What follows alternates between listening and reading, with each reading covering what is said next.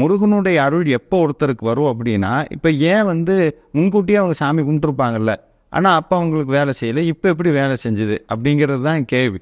அதுதான் என்னென்னா, நம்மளும் சாமி கும்பிட்றோம், ஆனால் நமக்கு கும்பிட தெரியாது. உண்மையாலுமே அதுதான். இப்போ எப்படி சொல்கிறேன்னா, ராங்கான ஃபோன் நம்பர் போட்டு ஒருத்தர்கிட்ட பேசுகிற மாதிரி தான் அது. அப்போ உண்மையாலுமே இறைவனுடைய அருளை நம்மகிட்ட எளிமையாக கொண்டு வர்றது யாருன்னா குரு தான் கொண்டு வருவார். அதனால தான் நம்ம சமயத்தில் குருவுக்கு இறைவனை காட்டிலும் ஒரு பங்கு அதிகமாக ஒரு இடம் வச்சுருக்கோம். குரு சொன்னால் இறைவன் தட்ட மாட்டார். குரு எப்படி சொல்லுவார் அப்படின்னா, இந்த பதிகங்கள் மூலமாக தான் ஆச்சாரியார்கள் நம்மகிட்ட பேசுவார். அப்படி ஒரு ஞான பரம்பரையில் அருணகிரிநாதருங்கிற மகா ஒரு சித்த புருஷருடைய வார்த்தைகள் தான் வேல் வகுப்பு.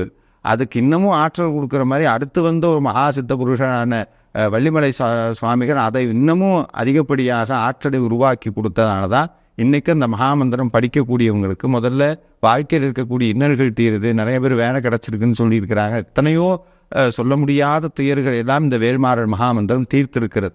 இது எல்லாம் எப்படின்னா, நம்ம முன்கூட்டியே சொன்ன மாதிரி தான், ஒரு மந்திரம் ஒருத்தருக்கு வேலை செய்யணும்னா வேலை செஞ்சுருக்குங்கிறது எப்படி கண்டுபிடிக்கிறதுனா, அடிப்படையில் அவங்க வாழ்க்கையில் இருக்கக்கூடிய இன்னல்களை அது முதல்ல தீர்த்து வைக்கும்.